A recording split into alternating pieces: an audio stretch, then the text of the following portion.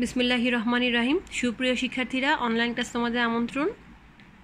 ব্যবসা উদ্যোগের অধ্যায় 4-এর মালিকানা ভিত্তিতে ব্যবসা, এই অধ্যায়টা আমরা পড়ব।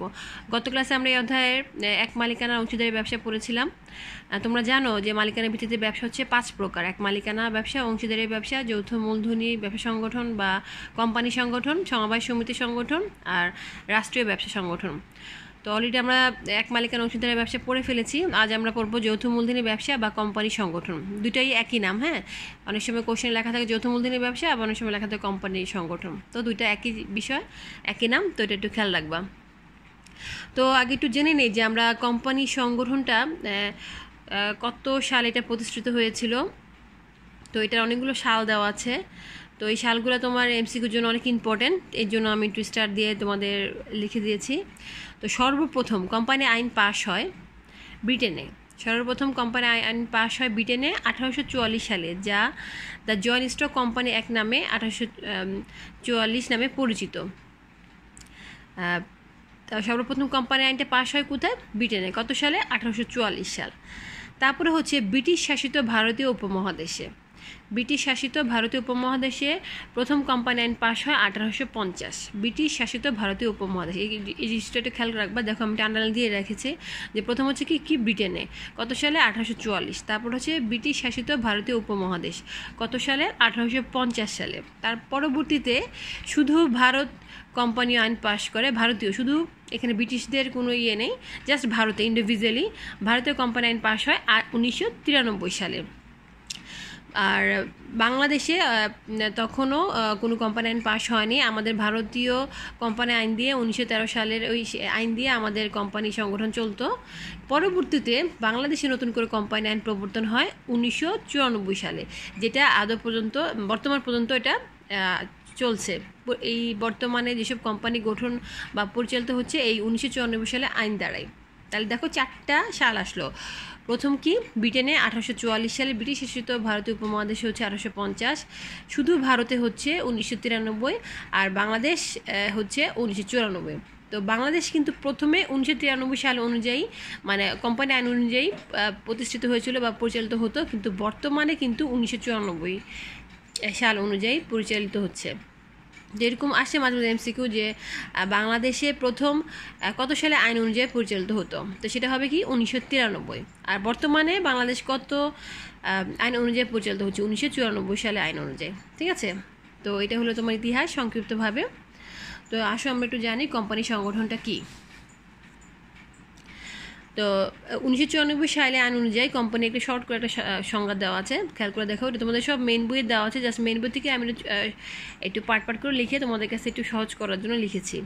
1994 সালে কোম্পানি আইনে কোম্পানি বলতে বোঝায় অত্র আইনের অধীনে গঠিত ও নিবন্ধিত যে কোনো ব্যবসা বা বিদ্যমান কোনো কোম্পানিকে বোঝানো হচ্ছে। অর্থাৎ 1994 সাল অনুযায়ী যে কোম্পানিটা গঠিত হয়, যে কোম্পানিটা গঠিত হয়েছে বা নিবন্ধিত হয়েছে, সেটাই হচ্ছে তোমার কোম্পানি সংগঠন, বা যে ব্যবসাটা নিবন্ধিত হয় বা গঠিত হয় সেটাই হচ্ছে তোমার কোম্পানি।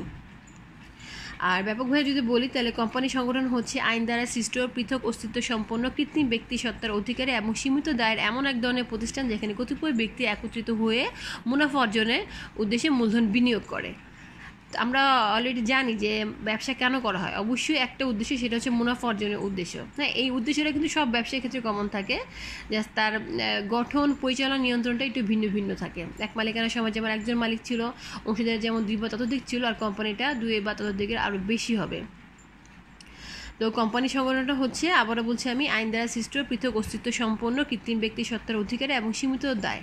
তো এই সবগুলোই কিন্তু একটা বৈশিষ্ট্য কোম্পানি সংগঠনের। আইন দ্বারা সৃষ্ট, অবশ্যই কোম্পানি সংগঠন নিবন্ধিত হবে, বাধ্যতামূলক। যদি নিবন্ধন করা না থাকে তাহলে কোম্পানি সংগঠন কখনোই এটা প্রতিষ্ঠিত হবে না।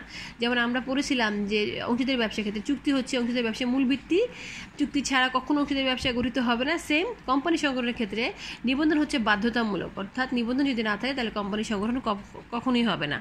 তো সেটা অবশ্যই আইন দ্বারা সৃষ্ট পৃথক অস্তিত্ব সম্পন্ন, অর্থাৎ কোম্পানি আর প্রতিষ্ঠান আর মালিক সেটা সম্পূর্ণ আলাদা, এই জন্য পৃথক অস্তিত্ব সম্পন্ন। আর কৃত্রিম ব্যক্তি সত্তার অধিকারী হচ্ছে কোম্পানিটা ব্যক্তি না হয়েও ব্যক্তির ন্যায় অধিকার অর্জন করে থাকে। আর সীমিত দায় হচ্ছে কোম্পানির, আমরা এক মালিকানা বা অংশীদারি ব্যবসার ক্ষেত্রে যেটা আমরা দেখেছি যে এটা দায়টা হচ্ছে অসীম, হ্যাঁ, কোনো সীমানা নেই। বাট কোম্পানি সংগঠনের ক্ষেত্রে হচ্ছে দায়টা সীমিত, অর্থাৎ একজন মালিক যতটা শেয়ার ক্রয় করব তার দায় হচ্ছে ততটুকুই। কেউ 10টা কিনলে তার দায় হবে 10টার মধ্যেই, আবার কেউ যদি 100টা কিনে তার দায় হবে 100টার মতো। তার মানে যে যতটুকু শেয়ার ক্রয় করবে তার দায়টাও ততটুকু। এর জন্য বলা হয়েছে কোম্পানি সংগঠনের দায়টা হচ্ছে সীমিত, এটা সীমাবদ্ধ আছে, এটা অসীম না। ঠিক আছে, তো কোম্পানি সংগঠনের প্রকারভেদটা পড়ি আমরা এখন। কোম্পানি সংগঠনের প্রকারভেদ হচ্ছে 2 প্রকার, অর্থাৎ কোম্পানি সংগঠন 2 ধরনের, একটা হচ্ছে প্রাইভেট লিমিটেড কোম্পানি আর একটা হচ্ছে পাবলিক লিমিটেড কোম্পানি।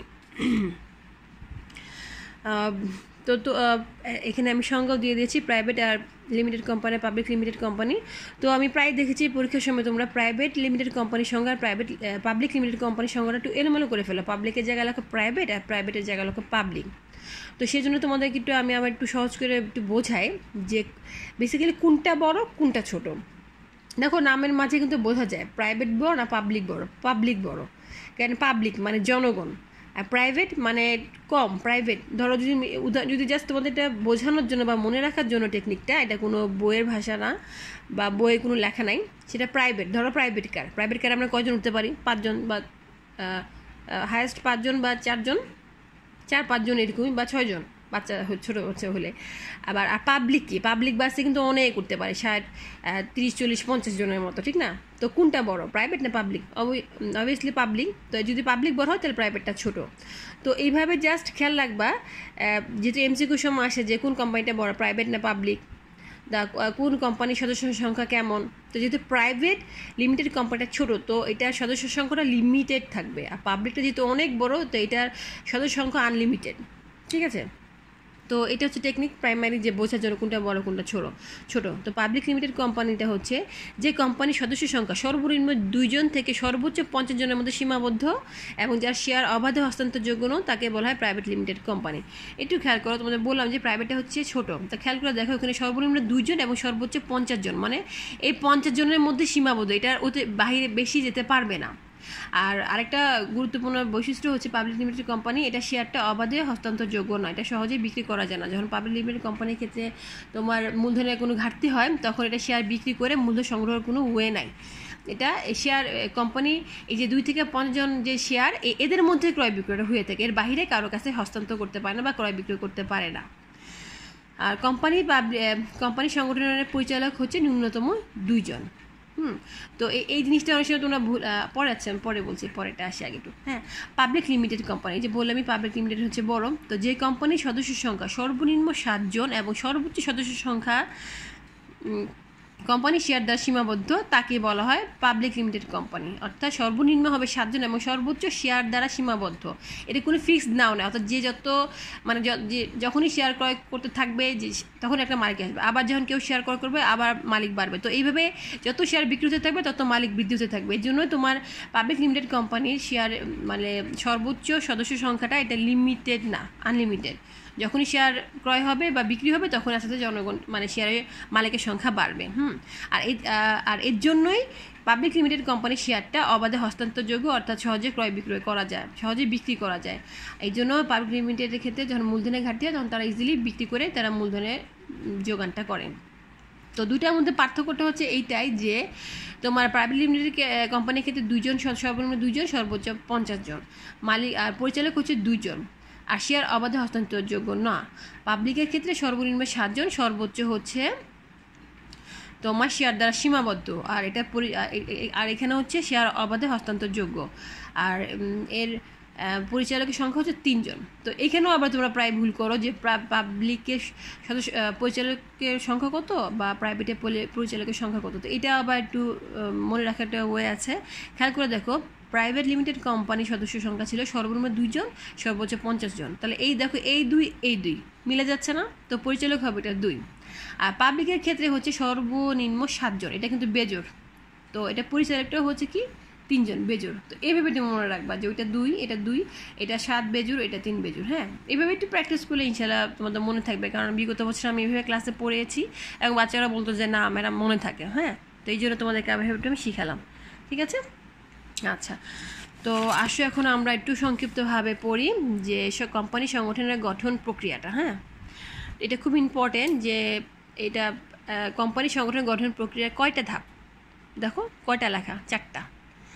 আবার আসে যে কোম্পানি সংগঠনের প্রথম প্রক্রিয়াটা কি? উদ্যোগ গ্রহণ প্রক্রিয়া। দ্বিতীয়টা কি?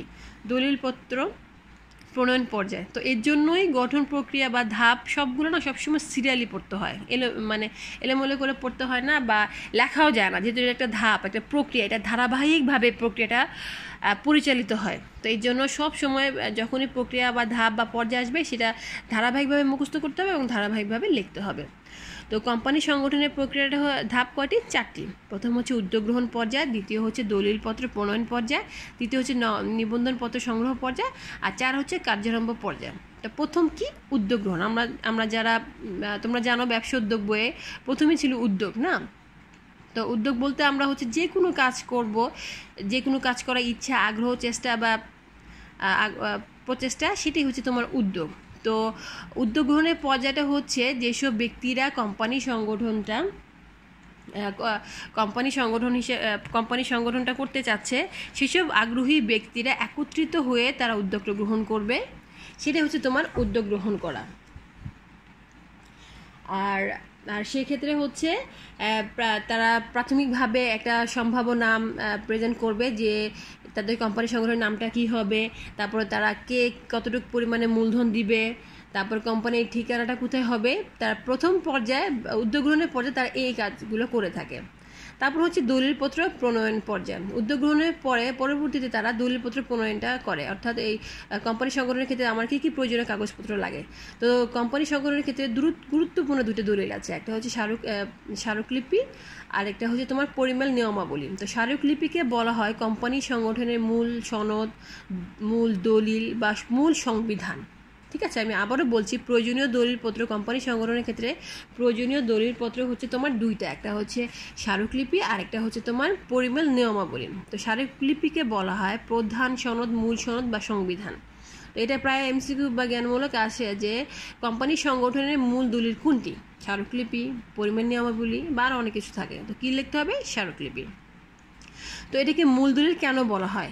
কারণ এইখানে তোমার কোম্পানি সংগঠনের সব বেসিক বা মূল বিষয়গুলো লেখা থাকে, অর্থাৎ তোমার নিবন্ধিত নামটা লেখা থাকবে, কোম্পানি সংগঠনের মালিকদের নাম লেখা থাকবে, তারা কতটুকু মূলধন দিবে, তাদের লাভ লোকসান কার মধ্যে কতটুকু বণ্টিত হবে, সবার ঠিকানা, উদ্দেশ্য, মানে ব্যবসার উদ্দেশ্য, এই সব কিছু লেখা থাকে, কে কতটুকু চাঁদা দিবে, সব কিছু ইন ডিটেলস লেখা থাকে। তো এই জন্য বলা হয় স্মারকলিপিকে কোম্পানির মূল দলিল বা সনদ। আর পরিমেল নিয়মাবলীতে লেখা থাকে বেসিক্যালি কোম্পানির আভ্যন্তরীণ পরিচালনার জন্য যে নীতিমালা বা তথ্যগুলো থাকে সেগুলো লেখা থাকে। তারপর হচ্ছে তোমার নিবন্ধনপত্র সংগ্রহ পর্যায়। প্রথম সে উদ্যোগ গ্রহণ করলো, তারপর প্রয়োজনীয় দলিলপত্র নিয়ে আসতে হবে কোথায়? নিবন্ধনপত্র সংগ্রহ করার জন্য, অর্থাৎ নিবন্ধকের অফিসে গিয়ে কোম্পানিটাকে নিবন্ধন করতে হবে। তো নিবন্ধকের অফিসে গিয়ে প্রথমত একটা নির্দিষ্ট ফিয়ের মাধ্যমে আবেদনপত্র সংগ্রহ করতে হবে। সে আবেদনপত্র সংগ্রহ করে সেই আবেদনপত্র ফিল আপ করে তার সাথে প্রয়োজনীয় কাগজপত্র সংযুক্ত করতে হবে এবং আরেকটা ফি দিতে হবে। দেওয়ার পর নিবন্ধকের অফিসে সেটা দেওয়া হবে। নিবন্ধক অফিসে যারা আছেন তারা প্রয়োজনীয় কাগজপত্র দেখবেন, জাস্টিফাই করবেন, তারপরে দেখবেন সব ঠিক আছে কিনা, এবং তারা যদি সন্তুষ্টি হয় তখনই সেটা নিবন্ধনপত্রটা তারা দিবেন, এবং তারা নিবন্ধকের অফিসে সেই কোম্পানিটাকে নিবন্ধনভুক্ত তালিকা করবেন। ঠিক আছে, তো নিবন্ধনভুক্ত তালিকা করার পরবর্তীতে তোমার, যেহেতু আমরা জানি কোম্পানি সংগঠন 2 ধরনের, একটা পাবলিক একটা প্রাইভেট। তো নিবন্ধনপত্রটা পাওয়ার পরপরই প্রাইভেট লিমিটেড কোম্পানি কাজটা শুরু করে দিতে পারে তাদের কোম্পানি, কিন্তু পাবলিক লিমিটেড কোম্পানি কাজটা করতে পারে না। কারণ পাবলিক লিমিটেড কোম্পানি কাজটা করতে গেলে তাকে আরেকটা পত্র লাগে, সেটা হচ্ছে কার্যারম্ভের পত্রের পর্যায়ে। ঠিক আছে, তো এটা একটা ইম্পর্টেন্ট কোশ্চেন, যে বা তোমার সৃজনশীলও আসে যে বা এমসিকিউর ক্ষেত্রেও আসে যে নিবন্ধনপত্র পাওয়ার পর কোন কোম্পানি কাজ করতে পারে, তখন প্রাইভেট না পাবলিক? তাহলে সেটা হবে কি? Private limited company. আর কার্যারম্ভ পাওয়ার পর কোন কোম্পানি কাজ করে, সেটা হচ্ছে পাবলিক। তা তোমাদের অলরেডি আমি বলেছিলাম যে প্রাইভেটটা ছোটো, পাবলিকটা বড়। তো তোমরা এইভাবে মনে রাখবা যে প্রাইভেট যেহেতু ছোটো, তো এটা নিবন্ধনপত্র পাওয়ার পরেই কাজ করতে পারে, আর পাবলিক যেহেতু অনেক বড়, তো এটাকে নিবন্ধনপত্র পাইতে হয়, তারপরে কার্যারম্ভ পত্র পাইতে হয়, তারপরে সেটা কাজ করতে হয়, অর্থাৎ স্টেপ 2টা। হ্যাঁ, তো এইভাবে মনে রাখলেও তোমরা আনসারটা করতে পারবা। আর এটা প্রায় কিন্তু আসে, এই জন্য আমি আবার একটু তোমাদের বারবার বলছি যে একটু খেয়াল করতে। হ্যাঁ, নিবন্ধনপত্র পাওয়ার পর প্রাইভেট লিমিটেড কোম্পানি কাজ করতে পারে, আর পাবলিক হচ্ছে নিবন্ধনপত্র প্লাস কার্যারম্ভ পর্যায় পত্রটা পাওয়ার পর কাজ করতে পারে। তো কার্যারম্ভ পর্যায়টা কি? এটা হচ্ছে তোমার নিবন্ধনপত্র পাওয়ার পর আবার তোমার একটা ন্যূনতম চাঁদা দিতে হবে, এবং যেহেতু পাবলিক লিমিটেড কোম্পানিটা শেয়ার বিক্রি করে জনসাধারণের কাছে, তো সেটা একটা ঘোষণাপত্র আছে, সেই পত্রগুলো প্রয়োজনীয় কাগজপত্র শো করতে হয় নিবন্ধক অফিসে। তারা সন্তুষ্ট হলে পরবর্তীতে তারা কার্যারম্ভপত্র দিয়ে দেয়, আর তখনই পাবলিক লিমিটেড কোম্পানি কার্যক্রম শুরু করতে পারে। ঠিক আছে, তো এই হচ্ছে আমাদের কোম্পানি সংগঠনের প্রক্রিয়া 4টা ধাপ: উদ্যোগ গ্রহণ পর্যায়ে, দলিলপত্র প্রণয়ন, নিবন্ধনপত্র সংগ্রহ পর্যায়ে, আর কার্যারম্ভ পর্যায়ে। তো এইগুলো সবগুলিরই 4টা ডিটেলস সবগুলি দেওয়া আছে তোমাদের মেন বই, এবং খুব সুন্দরভাবে দেওয়া আছে। আমি যা বলেছি সেগুলো দেওয়া আছে, এবং আরও বেশি কিছু আরও সুন্দর করে দেওয়া আছে। তো তোমরা আমাদের যেহেতু বলি দিলাম, একটু কিছুটা বুঝেছো মেবি, ইনশাল্লাহ বুঝেছো। তারপর তো তোমাদের বই আছেই, সেখান থেকে আর একটু পড়লেই বুঝে যাবে ইনশাল্লাহ। ঠিক আছে, তো এই হলো আমাদের যৌথ মূলধনী সংগঠনের ডিটেলস একটু। আর যদিও বইয়ে তোমাদের আরও অনেক ডিটেলস আছে, গুরুত্ব আছে, সুবিধা অসুবিধা আছে, আমি এগুলো পড়াই নাই, কারণ আমি জানি তোমরা একটু রিডিং পড়লে ওগুলো পারবে। আমি জাস্ট মেন ইম্পর্টেন্টটা আর বেসিকটা তোমাদের এটা বুঝে দিলাম, যাতে তোমরা সহজে কোম্পানি সংগঠনকে এটা বুঝতে পারো। এই জন্য আমি জাস্ট ইতিহাসটা, সংজ্ঞাটা, প্রকারভেদ, তার গঠনটা পড়েছি। আর তোমরা বই থেকে বৈশিষ্ট্য, সুবিধা অসুবিধা, গুরুত্ব এগুলো একটু পড়ে নিবা। হ্যাঁ, আর তারপরে একটু আসো আমরা সংক্ষিপ্তভাবে সমবায় সংগঠন আর রাষ্ট্রীয় ব্যবসাটা পড়ে ফেলি। যদি এই অধ্যায় তোমাদের একটু বড়, তোমাদের এক মালিকানা, অংশীদারি, যৌথ মূলধনী, তারপর সমবায়, রাষ্ট্রীয়, 4-5টা আছে, তবে তোমরা ইম্পর্টেন্ট হচ্ছে তোমাদের প্রথম 3টা: এক মালিকানা, অংশীদারি আর যৌথ। হ্যাঁ, আর এগুলাও আছে হালকা ইম্পর্টেন্ট, বাট আমি তোমাদের কোশ্চেন আমি যা পড়াবো সেখান থেকে দেবো, এটার বাইরে একটাও কোশ্চেন দিব না। হ্যাঁ, তো আমি যতটুকু পড়বো তোমরা ততটুকুই পড়বো। যেমন সমবায় সংগঠন আমি এখানে যতটুকু পড়বো, তো এখান থেকে মেবি আসবে। রাষ্ট্রে যতটুকু পড়বো সেখান থেকে। হ্যাঁ, এটা যেহেতু বই আরও বেশি আছে, তোমাদের বেশিটা পড়ার দরকার নেই, সময় কম, এই জন্য আমি জাস্ট বেসিকটা পড়াচ্ছি। ঠিক আছে, তো আসলে সমবায় সমিতিটা কি আমরা একটু পড়ি। তো সমবায় সংগঠনটা হচ্ছে, সমবায় শাব্দিক অর্থ হচ্ছে সম্মিলিত উদ্যোগে বা প্রচেষ্টায় কাজ করা, মানে একত্রিত হয়ে কাজ করা। হ্যাঁ, সমবায় শাব্দিক অর্থ হলো সম্মিলিত উদ্যোগে বা প্রচেষ্টায় কাজ করা।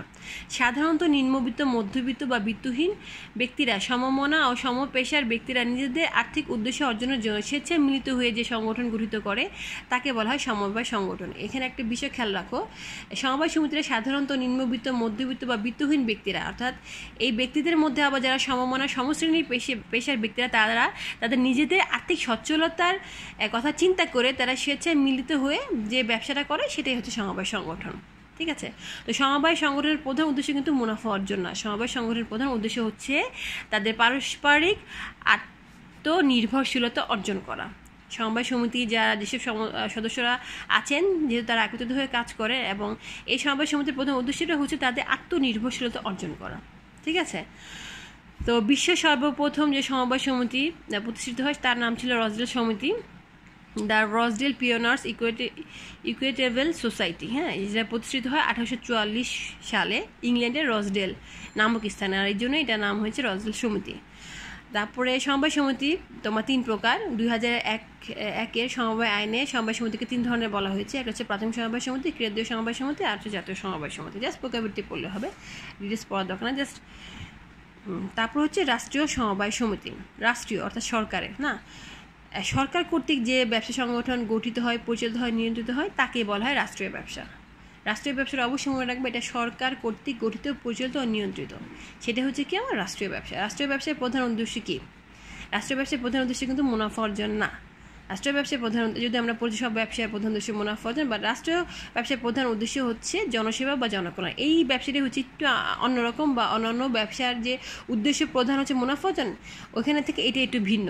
যে রাষ্ট্রীয় ব্যবসার প্রধান উদ্দেশ্য হচ্ছে জনসেবা বা জনকল্যাণ, কারণ রাষ্ট্র তো পরিচালিত হয় জনগণকে নিয়ে, আর রাষ্ট্রের কাজই হচ্ছে জনগণের সেবা করা, জনকল্যাণ করা, আর এর জন্যই বলা হচ্ছে রাষ্ট্রীয় ব্যবসার প্রধান উদ্দেশ্য হচ্ছে জনসেবা বা জনকল্যাণ। ঠিক আছে, তো রাষ্ট্রীয় ব্যবসার যে করে, রাষ্ট্রীয় ব্যবসা পরিচালনা করে, এটা মূলধনটা কোথা থেকে আসে? এটা মূলধন যোগদান হচ্ছে সরকার নিজে, আর হচ্ছে জনগণ।